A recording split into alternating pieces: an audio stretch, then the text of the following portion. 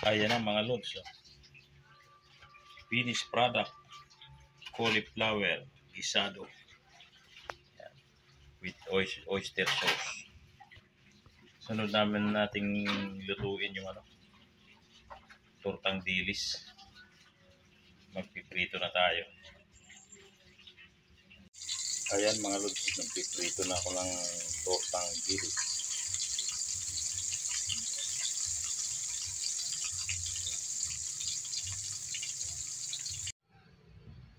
Ayan na mga lods, luto na rin yung tortang dilis.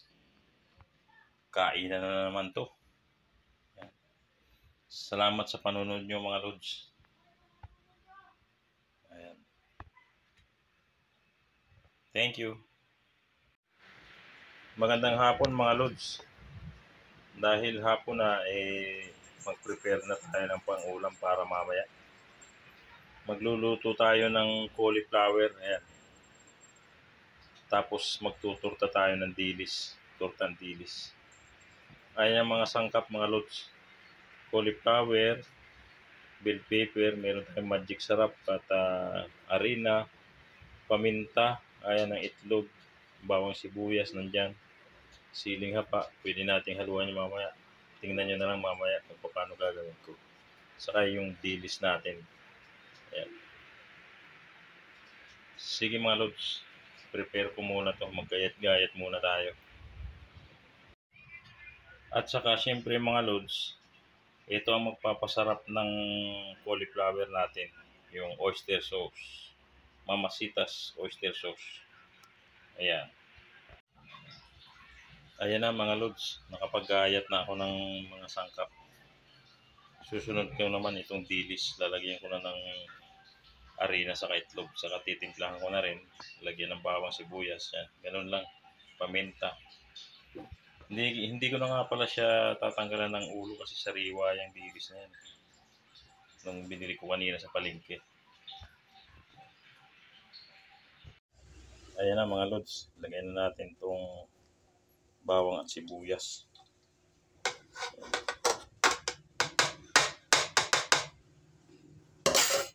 Saka lagyan na natin itong itlog. Ayan. Lagyan na rin natin ng asin. Sabay-sabay na yan. Paminta.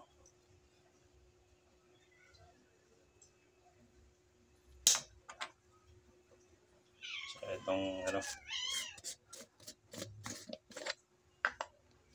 harina, flour.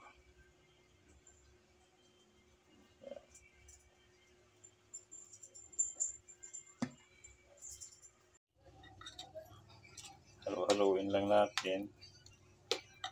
Lagyan na rin natin ng magic sarap. Ayan.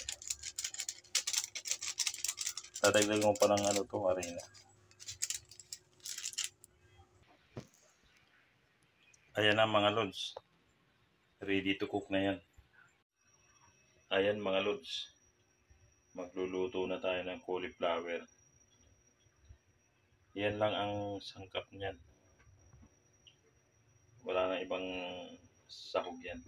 Ganyan lang para simple. Masarap yan kasi yun ang magpapasarap yun, yung mamasitas oyster sauce. Saka nandyan yung magic sarap. Ayan, mainit na yung kawali. Yung mantika na ilagay na natin ito.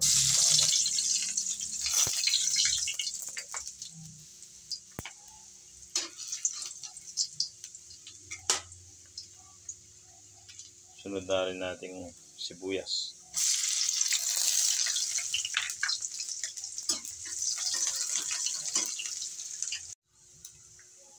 At ilagay na natin itong cauliflower.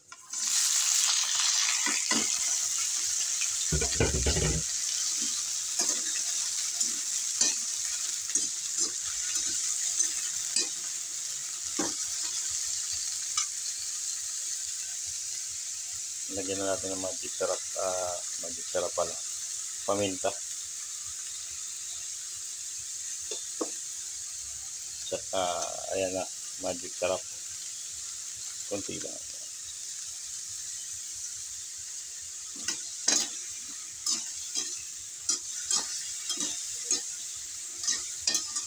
Maya-maya ng konti yung oyster sauce. Masarap nito mga lods, ano lang, half cook lang. Huwag masyadong luto. Kasi hindi maganda, sobrang lambot pagka lutong luto. Masarap yung medyo crunchy siya. Pwede natin itong ilagay oyster sauce.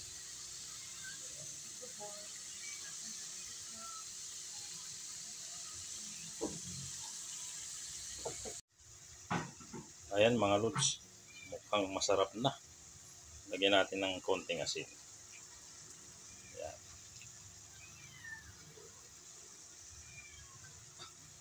Siya nga pala mga lods, hindi ko na nilagyan ng tubig to kasi kusa naman siyang magtutubig dahil nung siyempre hinugasan mo may mga tubig-tubig pang natira sa cauliflower. Kaya yan, hindi ko na nilagyan siya ng sabaw na tubig. Pwede na natin itong ilagay yung bell pepper. Yan. Saka yung siling haba. Medyo maanghang siya ng konti. Yan, ganyan lang kasimple mga lods. Pwede na to. Ayan na mga lods. Finished product. Cauliflower gisado. Yan. With oyster sauce. Sunod nating lutuin yung tortang dilis. Magpiprito na tayo.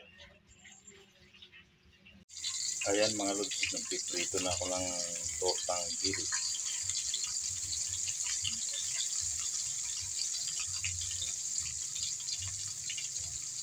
$2,000 later. Ayan na mga lods.